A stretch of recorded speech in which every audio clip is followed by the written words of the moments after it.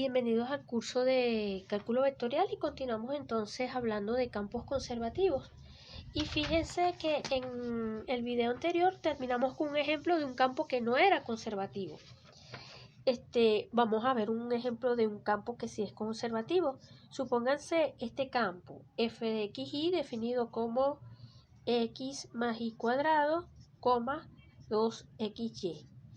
Nosotros afirmamos que este campo sí es conservativo. ¿Por qué? Bueno, sencillamente porque si ustedes consideran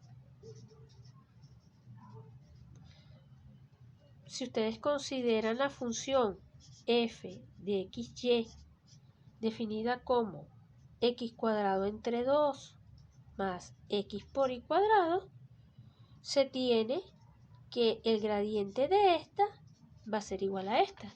En efecto, vean acá, ¿quién sería acá f de x? F de x sería, derivo acá con respecto a x, me quedaría 2 por x con x, quedaría x, derivo con respecto a x y quedaría y. Acá, ¿quién sería f de y? Derivo con respecto a y, este da 0 y acá da 2xy. Efectivamente, se verifica que este campo es conservativo. ¿Qué ventajas me da, por ejemplo, saber que este campo es conservativo?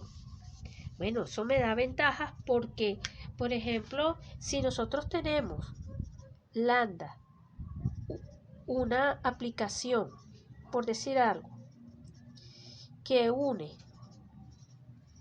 a los puntos de coordenadas, vamos a decirlo así, 0, 0 y 1, 1, supónganse que lambda es una curva, aquí está el punto 0, 0, aquí está el punto coordenado 1, 1, y yo estoy considerando, no sé, la aplicación lambda, que el intervalo, vamos a decir, no sé, AB, me lo manda a esta curva en el plano R2, ¿ok? Ese es mi lambda, y yo estoy trabajando sobre esta curva. Entonces, queremos calcular la integral de línea de esto. Por el teorema que vimos anteriormente, esto va a ser como f es un campo gradiente, como esto es un campo conservativo, es un campo gradiente, vamos a decirlo así, prefiero llamarlo así. Esto va a ser igual a esto, y por el teorema que vimos anteriormente, esto va a ser, por ejemplo, f, vamos a poner acá 0, 1, ¿ok? Acá vamos a poner 0, 1 porque vamos a suponer que estamos parametrizando en 0, 1. Esto va a ser entonces esto menos esto. Pero esto no es otra cosa que f evaluada en 1, 1 menos f evaluada en 0, 0. Y aquí, si ustedes quieren también, pues f de b menos f de a. Lo importante es que lambda sub b me lleve, sea lo mismo que ver la curva en 1, 1. O sea, lo importante es que la curva pase por 0, 0 y 1, 1, que son los puntos que a mí me interesa. Y yo estoy evaluando f acá y f acá. ¿Ok? Entonces, nada, esto es f de 1, 1 menos f de 0, 0. Nosotros conocemos quién es f. Nosotros, como sabemos ya quién es f, podemos escribir esto. Entonces, que esta integral de línea no es otra cosa que f de 1, 1 menos f de 0, 0. Recuerden que f de xy no es otra cosa que x cuadrado entre 2 más x por y cuadrado. O sea que f de 1, 1 sería acá 1, 1, 1 más un medio, eso da f de 1, 1 sería 1, un medio, más 1. Un medio más 1, eso da 3 medios. Y f de 0, 0 da 0. O sea que esto da 3 medios. Y ya con eso tendríamos nuestro problema, sin necesidad de parametrizar. Y esa es una ventaja que nos ofrece este tipo de resultados y el trabajar con campos conservativos. Otro ejemplo de campos conservativos es, por ejemplo, mirar f de x, y entonces, por ejemplo, este campo es conservativo, donde nuestra función f pequeña no va a ser otra cosa que x por y. Si ustedes calculan el gradiente de esta, va a coincidir con esto que está acá. ¿Ok? Entonces, es muy positivo, ¿no?, trabajar con campos conservativos, porque bajo esas hipótesis se simplifican cálculos. Supongamos que consideremos, por ejemplo, otra situación. Tita sub t dada por esta curva, por decir algo. T a la 4 entre 4 secante al cubo de t pi medio con t perteneciente a 0,1, ¿verdad? Y f conservativo, o f campo gradiente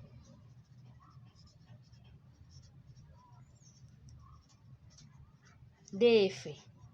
¿Ok? Acuérdense, vamos a suponer acá, para que el cálculo sea, por ejemplo, sencillo, el ejemplo sea sencillo, que tenemos f como y por x. Y claro, f pequeña va a ser x por y. Entonces, si nosotros parametrizamos una curva como esta, o la que ustedes quieran, la integral de línea, en este caso, no va a ser otra cosa que f de, bueno, vamos a calcular, por ejemplo, en t igual 0 y en t igual 1.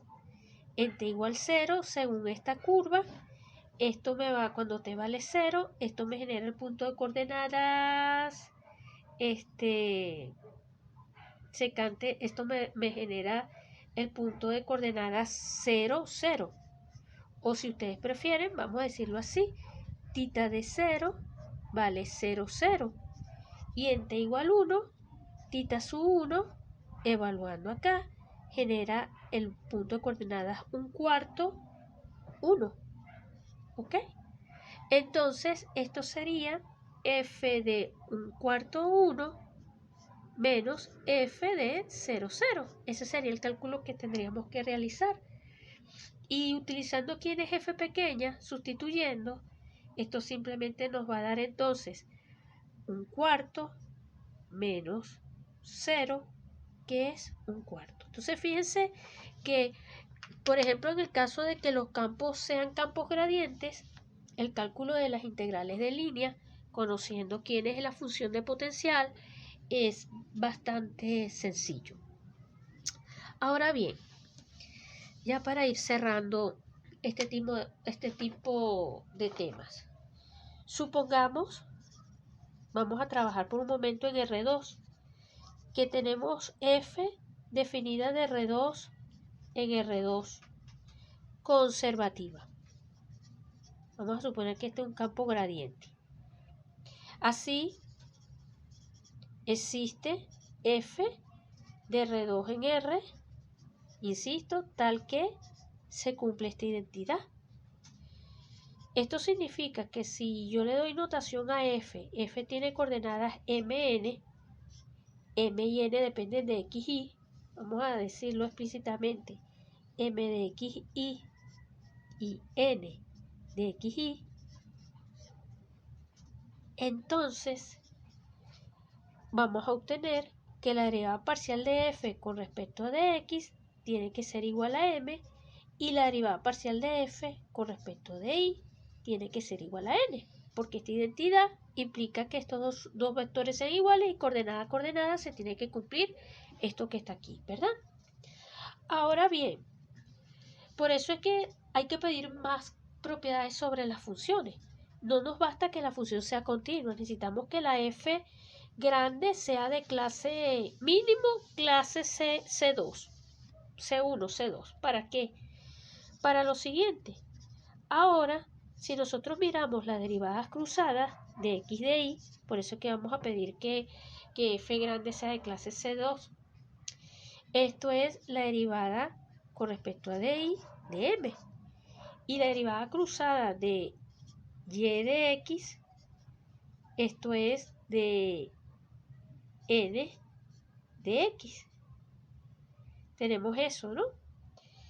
Y si las derivadas cruzadas son iguales, si esto es igual a esto es, esta igualdad se va a producir si f es de clase C2, vamos a decir ahorita en R2, pero siempre uno toma un abierto, un conjunto abierto y convexo en R2, tal que la función sea localmente allí de clase C2.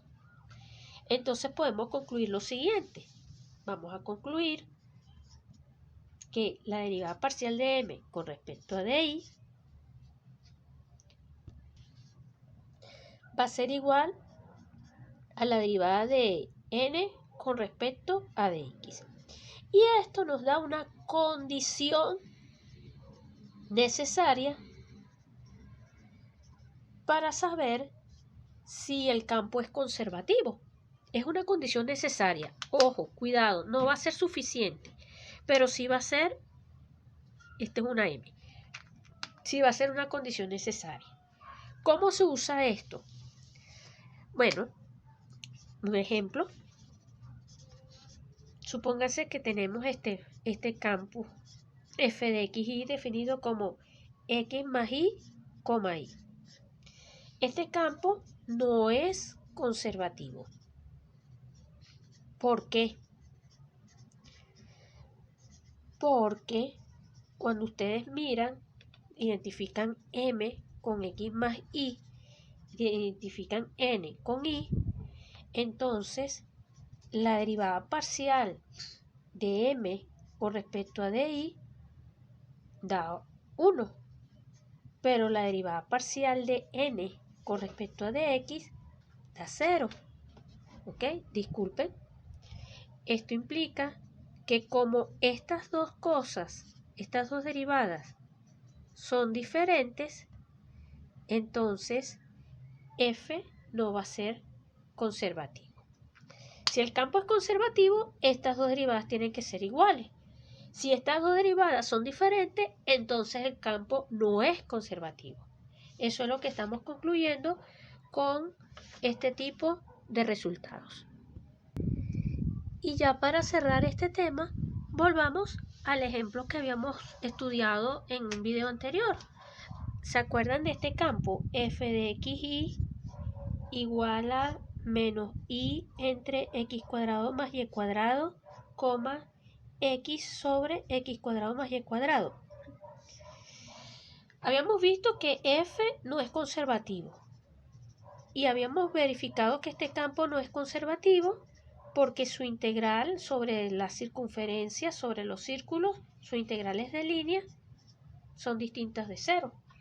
Pero fíjense, y por eso es que es importante lo de que esto es una, quiero hacer énfasis en que esto es una condición necesaria y no suficiente.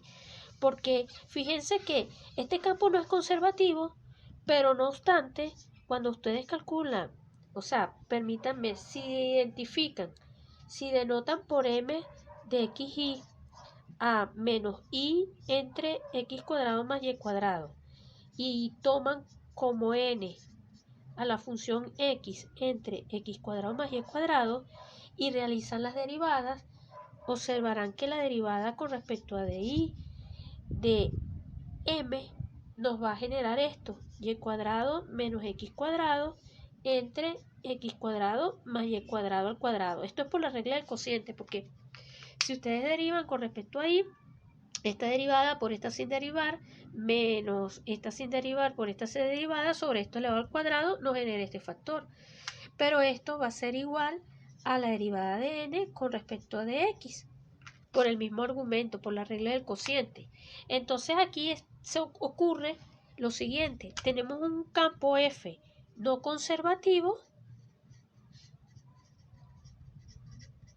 pero tenemos que si tomamos esto así, entonces esta condición se da.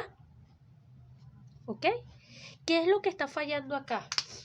Por eso que les digo que no basta solo, esto es una condición, pedir que estas dos cosas, si el campo es conservativo, implica que esta derivada es igual a esta.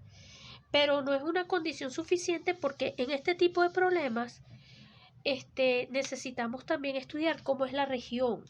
O sea, aquí lo que está fallando es la convexidad de el conjunto U, que es R2 menos el punto 0, 0. ¿Ok? El problema acá es el dominio.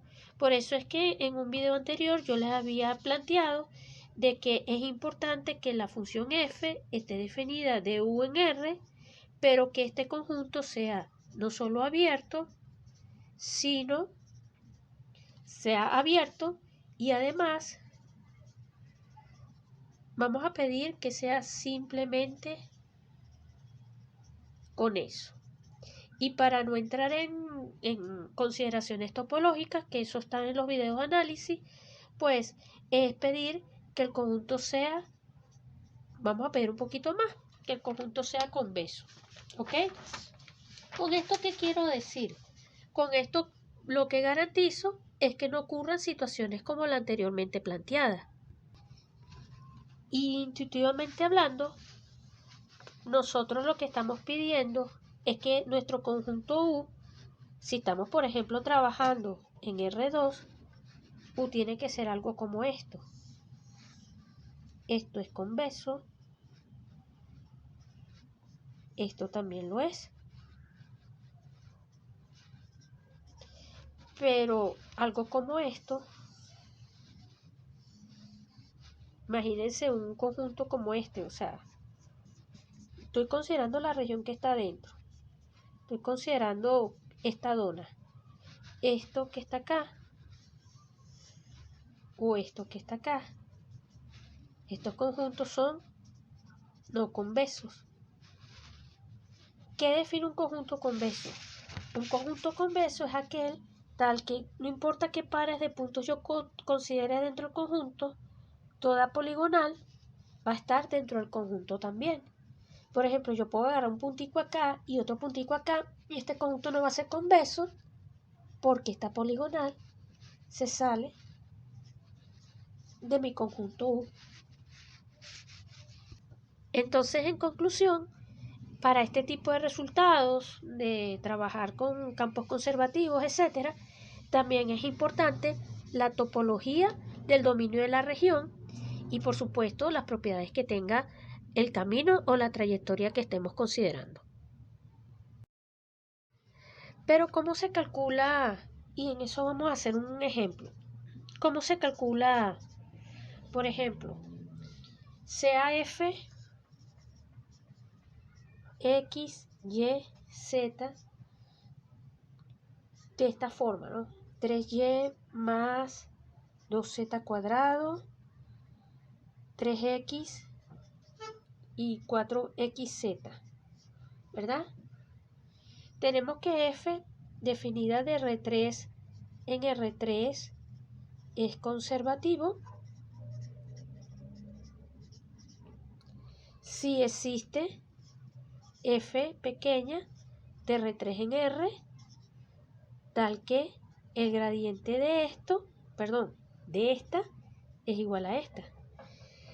Ahora, fíjense, si esto ocurre, nosotros tenemos este sistema de ecuaciones, que f de x es 3y más 2z cuadrado, que f de y es igual a 3x y que f de z es igual a 4xz.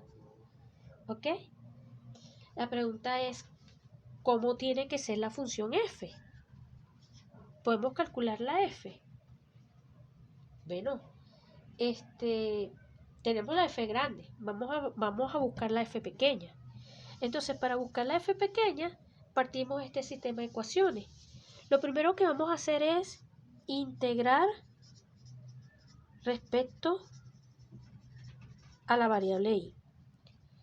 Entonces, si integramos con respecto a la variable y, f de x y z tiene que ser igual a 3x por y más una función que va a depender de x y de z. Ahora vamos a agarrar esto, porque recuerden, por acá Estamos partiendo que f de y vale 3z. Ok, empiezo por ahí, que es por la más sencilla. Entonces, derivando respecto a x. Si derivamos respecto a x, f de x va a ser entonces 3y más la derivada con respecto a x de xz. Derivamos e igualamos, igualando en la derivada de f de x, ¿verdad? Nos quedaría, acuérdense que de f de x, la vuelvo a traer por acá, f de x es 3y más 2z al cuadrado. Entonces, igualo a esto f de x, nos quedaría que 3y más 2z al cuadrado tiene que ser igual a 3y más u de x, xz. 3y con 3y se me cancelan, o sea que estamos concluyendo que 2z al cuadrado tiene que ser igual a la derivada de esto.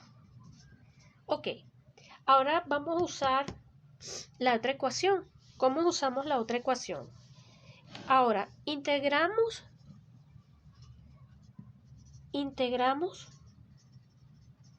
respecto a x. Si nosotros integramos respecto a x, entonces vamos a obtener que 2z al cuadrado por x más una cierta función g de z tiene que ser igual a u de xz. Por lo tanto,